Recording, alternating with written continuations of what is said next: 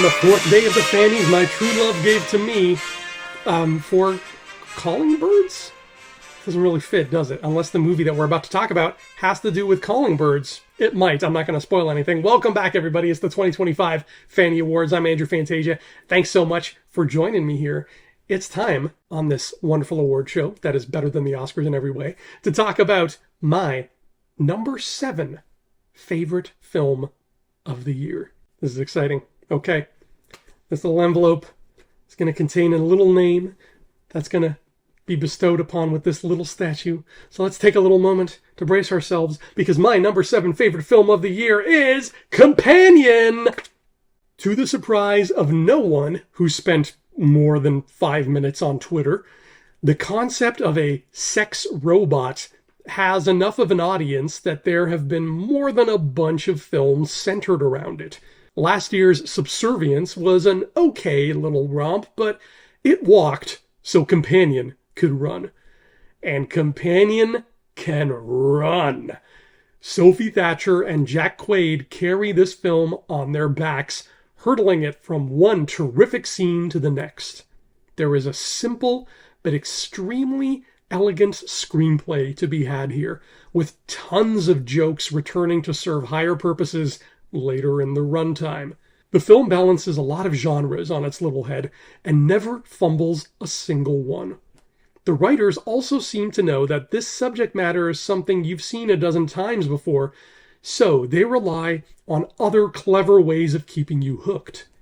Ironically, Companion, a story about AI, is so good that there's no way AI could have been involved in the process. That movie was a hoot. That came out a year ago. It came out last January, but I saw it much more recently. And man, it knocked up my list real fast. Okay, thanks, Companion. Congratulations. Now, get ready for some action and hopefully no traction. Hopefully we're all going to be okay and we won't have to go to the hospital, because it's time to give out the Fannie Award for the best action scene. The nominees are The Fantastic Four vs. Galactus from Fantastic Four First Steps. The Silver Surfer Chase Through Space from Fantastic Four First Steps. Dek and Thea versus Wayland Yutani from Predator Badlands. Mr. Terrific versus the Luthor Corp Goons from Superman. The Kids Chasing Gladys from Weapons. And the Fannie Award is going to be Fannie awarded to The Silver Surfer Chase Through Space from Fantastic Four First Steps. A good action scene is like a good sandwich. You need a lot of layers. If it's just one person punching another, you've got nothing but bread. This chase scene from Marvel's new Fantastic Four served us up a sandwich that would put Katz's Deli to shame.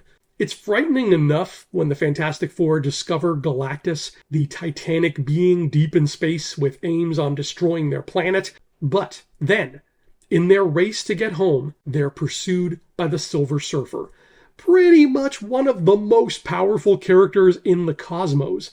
Surfer is faster than light, and she's doing damage to their starship, and things look grim, and just when you think it couldn't get any crazier, the Invisible Woman goes into labor. Now, all the warning lights are blaring, the spaceship is shuddering, the Fantastic Four are clawing desperately at the controls, there's a metal space Grim Reaper punching holes in their hull, and poor Sue Storm has to push a love goblin out of her uterus. This isn't just the best action scene of the year, it's one of the greatest Marvel has ever done. I'm still not 100% convinced that Sue Storm is okay after that, and I saw the rest of the movie. That's how tense that was. I'm having pains in my abdomen just thinking about it.